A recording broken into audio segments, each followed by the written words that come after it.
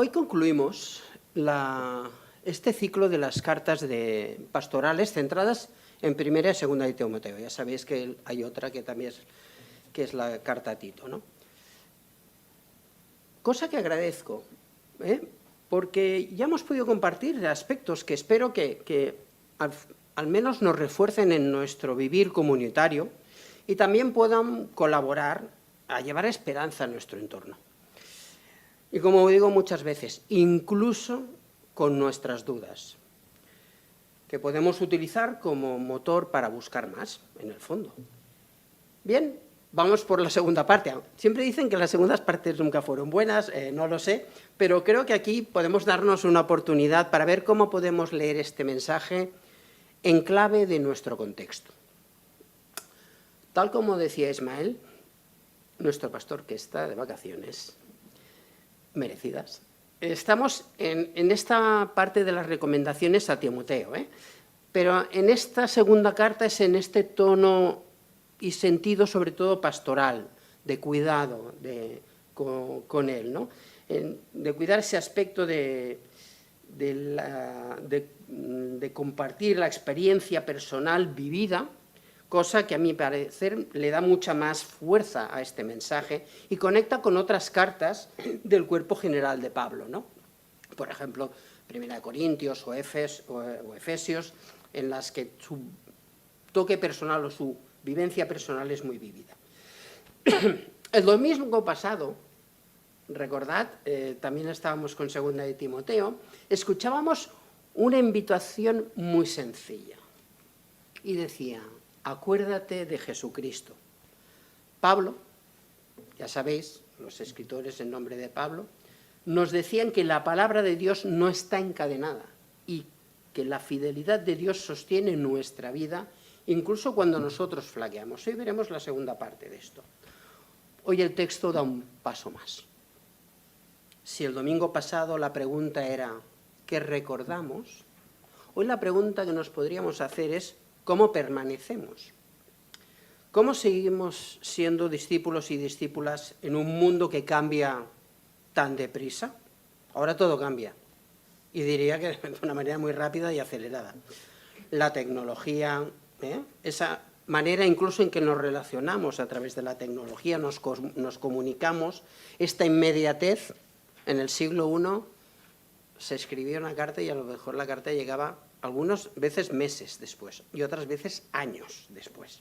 Incluso iban circulando, la misma carta iba circulando por diferentes comunidades y tenía su vigencia. Ahora las vigencias son diferentes, aún así tenemos que pensar que hay algo que siempre se consolida. Entonces, ¿qué permanece? O bien, mejor dicho, ¿cómo podemos permanecer en fe ante todo esto? Bien, pues ante toda esta sucesión de vicisitudes, mundo fluido, he propuesto esta reflexión de hoy y espero que bajo, como siempre digo, bajo la luz del Espíritu Santo, como una fe que permanece cuando cambian los tiempos. Y al final la he titulado Una fe inquebrantable al paso del tiempo. Veamos a ver qué nos dice. Si vamos a la siguiente diapositiva, aquí tenéis algunas referencias que me gustaría comentar, ¿no? Empieza en el versículo 14, tú permaneces firme en todo lo que aprendiste, de lo cual estás convencido, ya sabes quiénes te lo enseñaron. Es muy importante esta parte del vínculo, de quién te enseña o quién no te enseña. Cuando la figura de Pablo anima a permanecer firme, no significa quedarse inmóvil, no significa quedarse estático. Es más bien seguir en aquello que da vida, que es la palabra.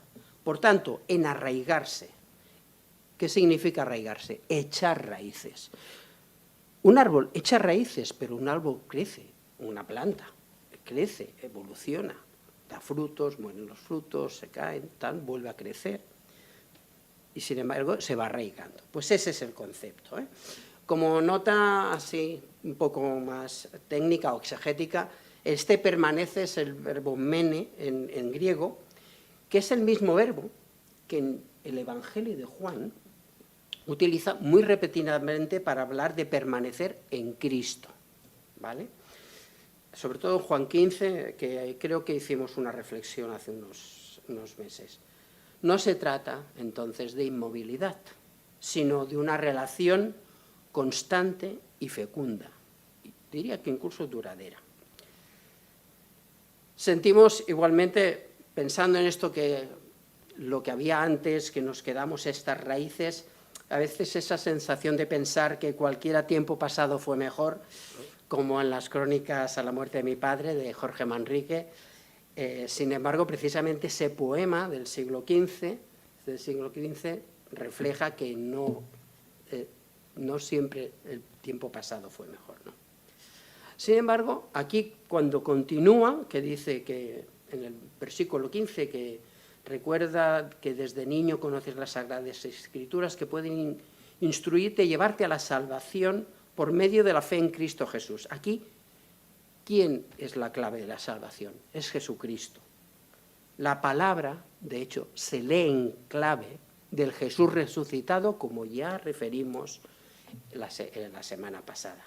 Si recordamos del domingo anterior también, Jesús no es un mero símbolo, no es una doctrina, es el camino, la vida que lleva al Padre. Si seguimos en los versículos 16 y 17, no voy a entrar en polémicas, no voy a entrar en extensiones técnicas, pero han corrido ríos de tinta, ¿no? Toda escritura está inspirada por Dios y es útil para enseñar y reprender, para corregir y educar en una vida de rectitud. Así el hombre de Dios estará capacitado y perfectamente preparado para hacer toda clase de bien. Digamos que este es uno de los textos más citados sobre la inspiración bíblica. Pero yo siempre os recomendaría que nunca habláramos de versículos separados, sino situar los versículos en su contexto.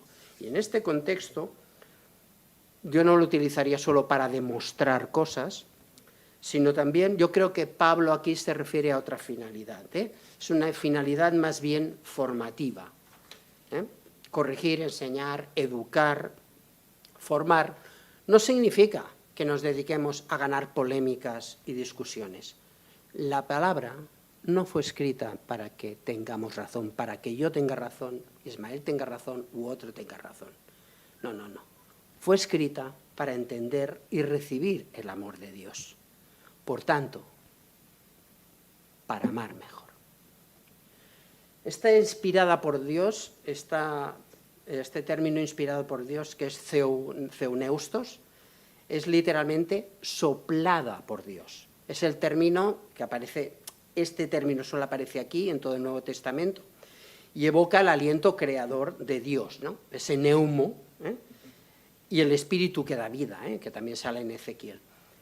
Esa manera de expirar, ¿vale?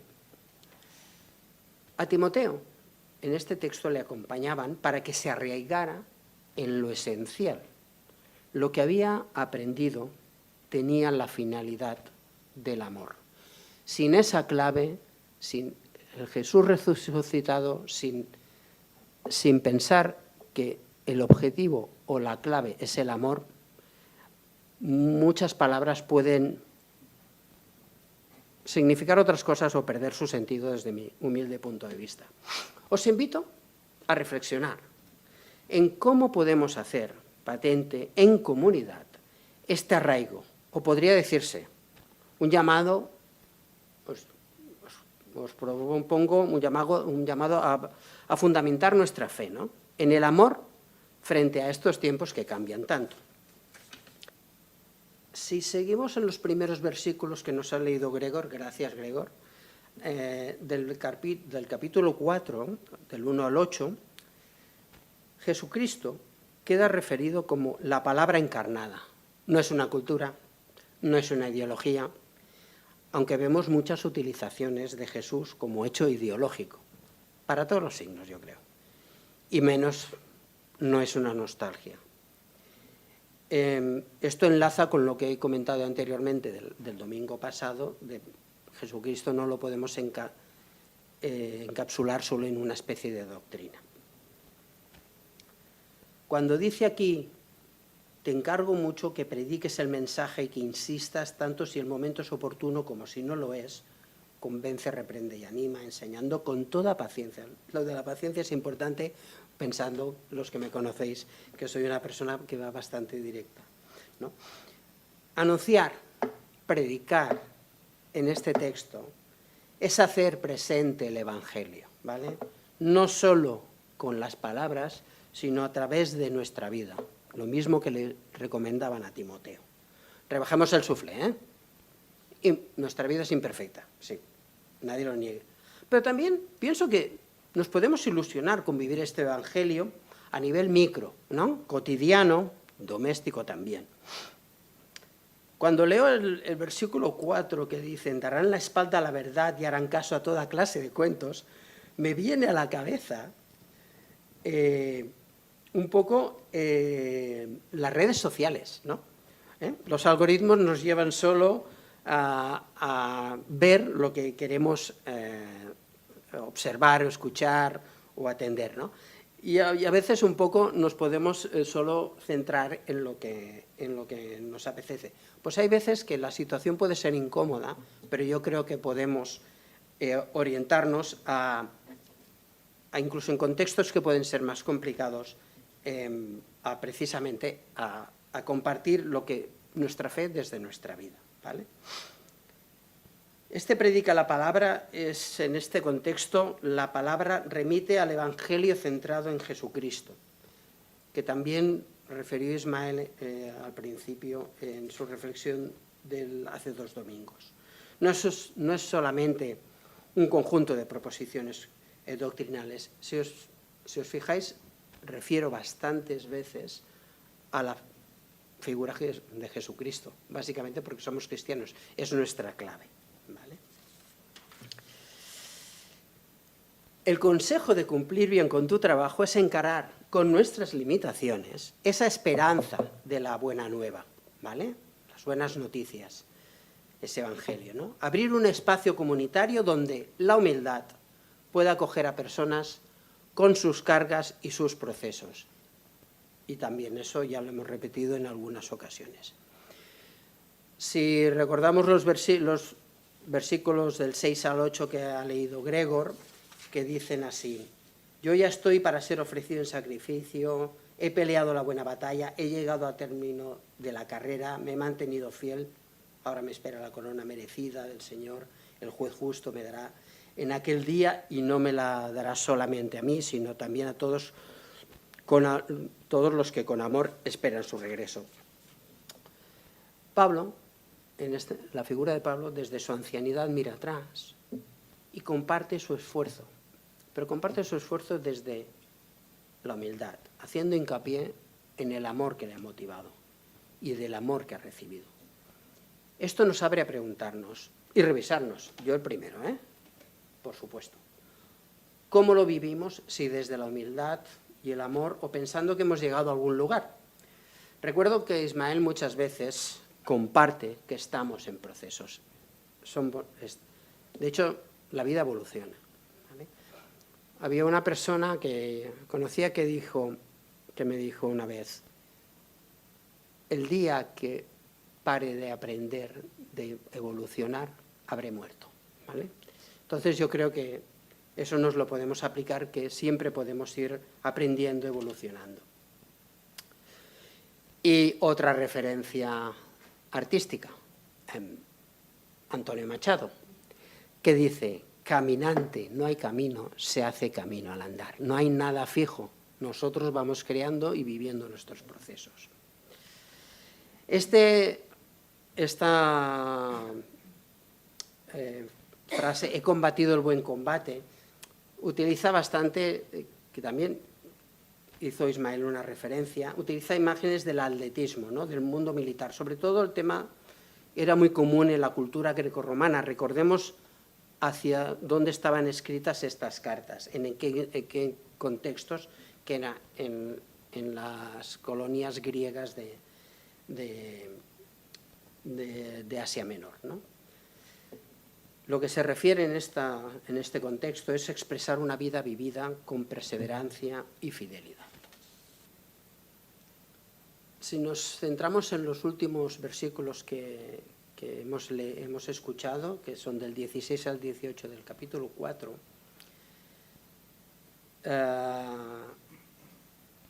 dice algo bastante palmario, ¿eh? En mi primera defensa ante las autoridades, nadie me ayudó, todos me abandonaron. Pero todo sea, espero que Dios no se lo tome en cuenta. Pero el Señor sí me ayudó y me dio fuerzas para llevar a buen término la predicación del mensaje de salvación y hacer que lo oyeran todos los paganos. O sea, aún en lo más complicado de las vicisitudes de Pablo, él recuerda que Dios permanece. Si podemos percibirlo en este mensaje, el tono se vuelve profundamente personal. El abandono humano contrasta con la presencia constante del Señor. La fidelidad de Dios, anunciada en esta misma carta, en el versículo 13 del capítulo 2, dice, se convierte aquí en experiencia vivida. Y recordamos, la semana pasada ya escuchamos, permanece fiel en aquel himno bautismal.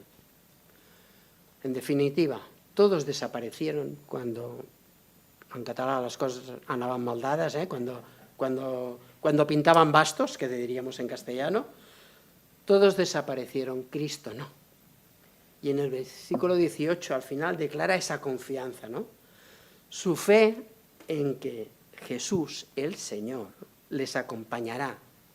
Y me parece una buena propuesta que nosotros nos lo podamos llevar también, ¿no? Incluso en la bruma que muchas veces que podamos estar, podamos sentir que el Señor nos acompaña, que Jesús camina a nuestro lado. A veces por la figura de hermanas y hermanos de la comunidad, por personas de nuestro alrededor, a veces en oración profunda o sencillamente dialogando con Él, como decía María José. Yo creo que nos lo podemos también aplicar a nuestros días, ¿eh? Yo no mediría la fidelidad por el tamaño a través del tiempo, sino por la capacidad de seguir acompañando a personas desde la comunidad. No hace falta que nadie nos aplauda, basta con que nuestros altos y bajos mantengamos esa fe y abracemos este mundo cambiante. Que el mundo cambie, que nosotros cambiemos, no es una amenaza, es una oportunidad. Y dentro de esto podemos agradecer que Dios es fiel, que Jesús nos acompaña. Y ya para acabar, me gustaría...